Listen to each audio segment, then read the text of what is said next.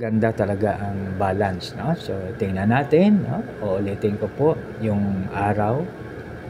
So, perfect ang kanyang ikot, perfect ang kanyang placement. Balance na balance, gano'n din ang buwan, no? Gano'n din ang mabituin. Dahil pag hindi sila balance, magbabanggaan po, no? So, kaya nasa perfect position sila, tapos balance na balance, tapos umiikot na lang, no? So, kwan siya, no? Napakaganda. So, yan kahanga-hanga ang ginawa ng ating Panginoon. So, sa nanay naman, no? So, in terms of financial matters, so, maliban na ang tatay ay magaling sa financial management, ganun din po ang nanay. Kasi ang nanay ay magaling na treasurer, no? Pero pag halimbawa, waldas ang treasurer, mahirap, no? So, dapat budgeted na yan, no? So, mayroong mga theory o kaya pinapanukala yung ating mga experts, no? Sabi po nila, savings muna bago i-budget ang gastos, no? So, pero pag tingnan natin yung scriptural point of view, so una-una muna ay para sa gawain ng Panginoon, no? So, halimbawa, tinatawag natin na tithes, halimbawa, may 1,000, no? So, ang 100 yan ay para sa gawain ng Panginoon. Halimbawa, may tax kang 100 din. So, 800 na lang yung sa'yo, no? Tapos yung savings. So, halimbawa, 100 ang savings.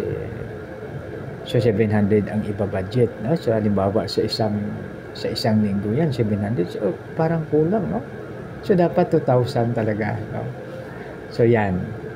So, yan, sample lang po yan, no? So, kaya mga kaibigan, tandaan po natin, no?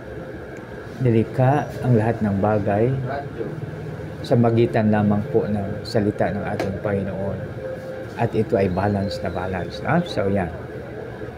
So, ngayon, punta muna tayo sa tahanan, no? Tapos sa school naman, dapat may tinatawag din na balance, no? So, hindi lang puro study ang bata, kundi may laro din, no? 'Di ba?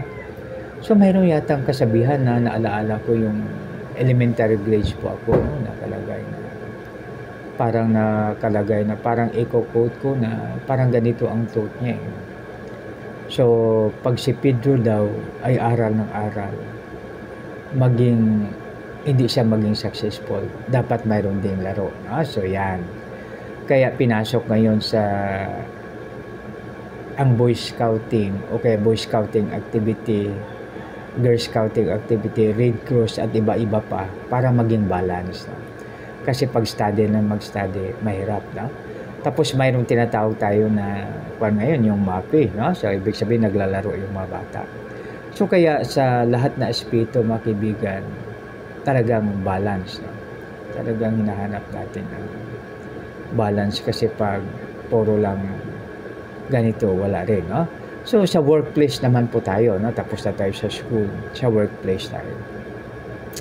Ngayon sa workplace, ganun din, no? So, may mga kumpanya, no? Halos lahat ng mga employer, nagkaroon sila ng parang kwansya, no? Tinatawag natin na bonding moment sa bawat taon, mayroon silang tinatawag natin na nakalimutan ko yung proper term, no? Pero parang bonding moment siya, no? Na ang mga empleyado ay lumalabas sa kanilang tinatawag natin na sa kanilang workplace, tapos pupunta sa silang place, no? So, parang tinatawag natin yan, mga kaibigan, na ano ba ang tawag doon, no? Parang bonding moment, no? Nakalimutan ko lang yung proper term. So, doon, mga kaibigan, ibig sabihin na balance din, hindi lang puro trabaho o puro lang ano, no? So, ganun din. Sa negosyante, ganun din po, no? Hindi lang puro negosyo, kundi mayroon din tinatawag natin na dapat kumpleto, dahil sinasabi sa Ecclesiastes 3 na there is always time for everything, no? So, ganun po, no? So, pag sa isang empleyado, hindi naman pwede na. Kaya mayroon, napakaganda yung ating no? Yung ating government, no? Bakit? Kasi mayroong dami-daming klase ng mga leave, no? May mga paternal leave, maternal leave o kung ano-ano pa mang mga leave, sick leave, no? O kaya para magiging balance po ang lahat